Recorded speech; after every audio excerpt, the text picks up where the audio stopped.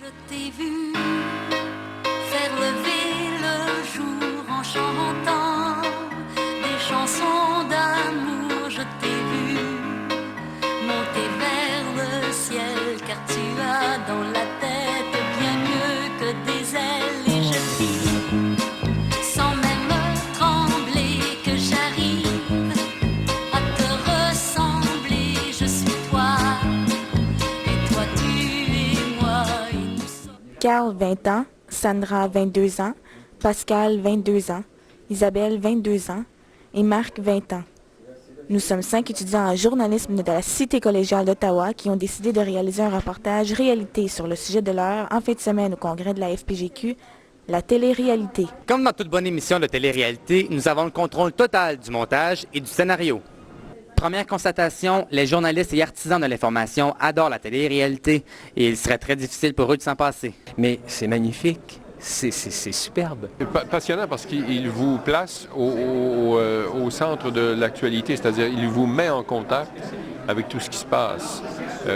Et donc, ça, c'est très stimulant. Ça nous donne accès à un paquet de situations, à un paquet d'individus. C'est quelque chose d'intéressant aussi dans le sens qu'il y a de la nouveauté. Ça nous force à évoluer en même temps parce qu'il y a beaucoup de jeunes recrues. Il y a de tout là-dedans. Il y a des journées qui sont très routinières, puis il y a des journées qui sont exaltantes.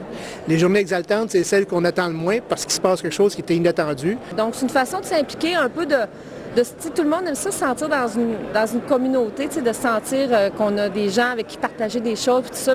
Qui permet à la population de mieux comprendre ce qui se passe dans la société. Alors oui, c'est certain qu'on est des voyeurs, mais des voyeurs privilégiés de la vie. Pour peu qu'on ait l'esprit curieux un peu, je pense que c'est la première qualité qu'on doit avoir, c'est d'être curieux. Le privilège, c'est de pouvoir être des témoins de la vie qui bat. Il faut garder notre sens critique à travers tout ça. Ça se passe très vite. Et les artisans de l'information aiment bien aussi les films de fin de soirée tels Bleu Nuit, Aphrodisia et Fantasme. La première fois que j'ai regardé cela, je me suis laissé prendre au jeu. C'est la seule chose que je connais dans la vie, c'est la seule chose que j'aime faire. Ça doit répondre à un besoin quelconque. C'est très délicat comme sujet. Disons que je trouve parfois qu'on va trop loin. Il y a des choses beaucoup plus intéressantes à écouter et il y a surtout des choses beaucoup plus intéressantes à faire. En fait, le vrai problème pour les journalistes présents au congrès, ce n'est pas la télé-réalité. Non, ce qui nuit vraiment au divertissement du public, c'est plutôt l'objectivité et l'impartialité.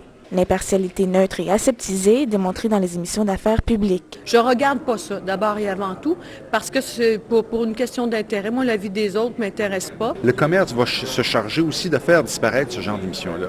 Ouais, c'est une mode. On espère que ça va se terminer le plus rapidement possible et qu'on va passer à des choses sérieuses. Et je m'en fous. Le congrès aura permis aux journalistes de connaître l'espace d'un instant, ce dont Bernard Landry s'est plaint si souvent, être mal cité. Ici Carl Boisvert. Ici Sandra Cyr. Ici Isabelle Fournier. Ici Pascal Charlebois. Pour la Cité collégiale à Gatineau. Bonne fin de congrès. Je ne suis pas capable de chanter. Les bonnes sœurs me faisaient changer des répétitions, mais on pourrait dire ce n'est pas fini. On va continuer. C'est pas fini.